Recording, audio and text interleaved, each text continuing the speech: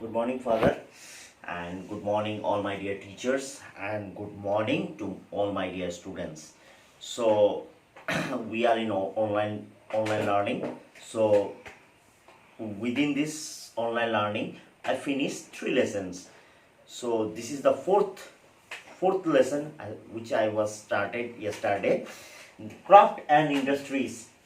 Craft Craft and Industries, chapter number 5, History, class 8 students, page number 26. Page number 26. See, those who don't have the idea about the lessons, what sir will take, or what are the lessons sir is taking, those who are add in this group newly, for them it is the fourth lesson. This is the fourth lesson which I was started yesterday. So yesterday we are giving a little bit introduction about crops and industries. So today we try to start the concept of de-industrialization. De-industrialization.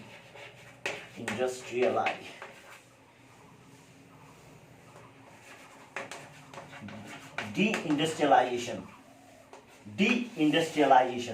So in your book, page number 27, see, in spite of this position of Indian artisans were confronted with the problems of a rapid decline both in the artistic excellence and the economic importance of these handicrafts. The decline of very evident by the middle of the 19th century. The process is known as de-industrialization. Many reasons were responsible for this.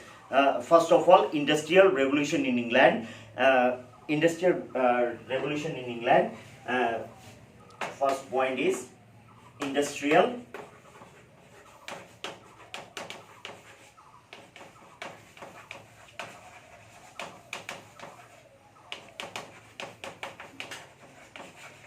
revolution in England.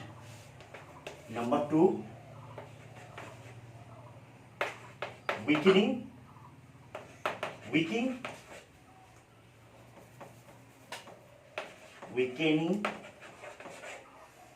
of guilds.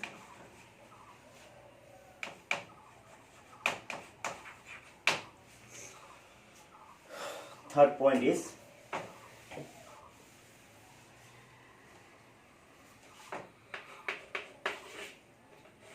tariff.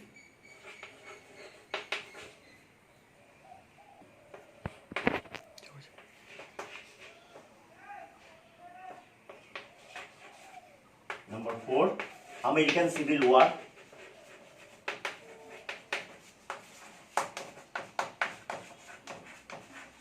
American Civil War.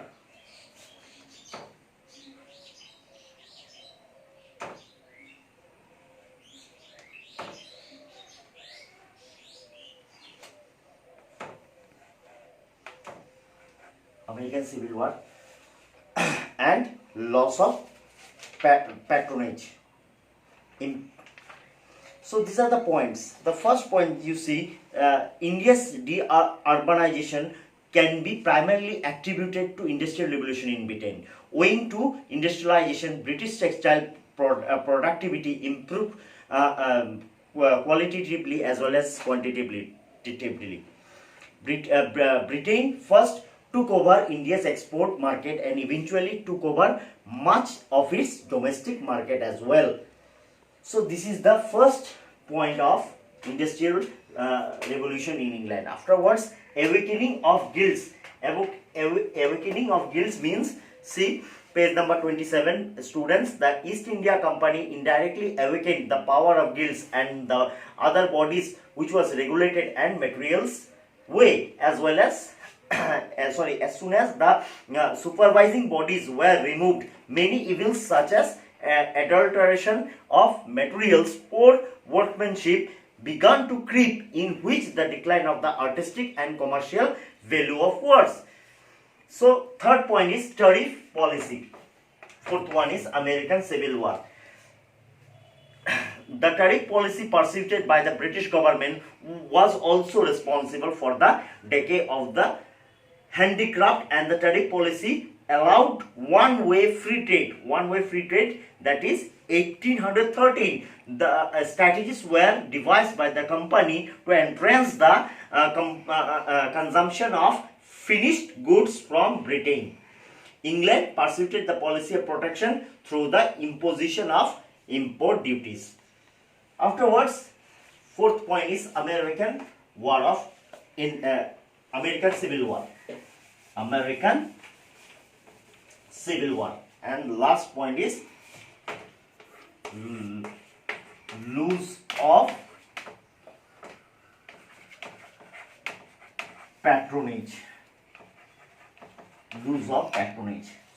So loss of patronage, and before this American Civil War. Another factor of the collapse of industries was the outbreak of American Civil War in 1861. So American Civil War started in 1861. Remind all the students, those who don't have idea about it, please write it down in your copy.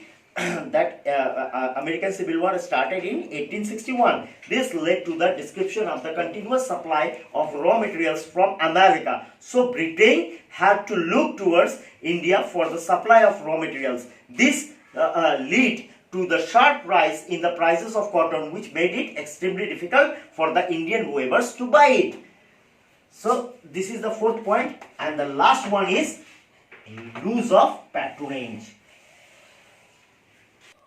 See the student, the last point of this deindustrialization, that the loss of patronage.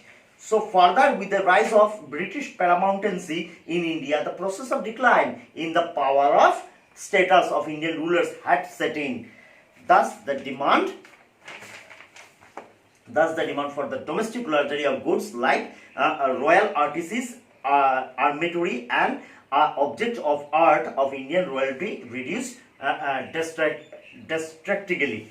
This led to the sharp decline of the demand of traditional luxury goods, especially expensive textile like brocades. So with this, we try to finish this understanding of deindustrialization.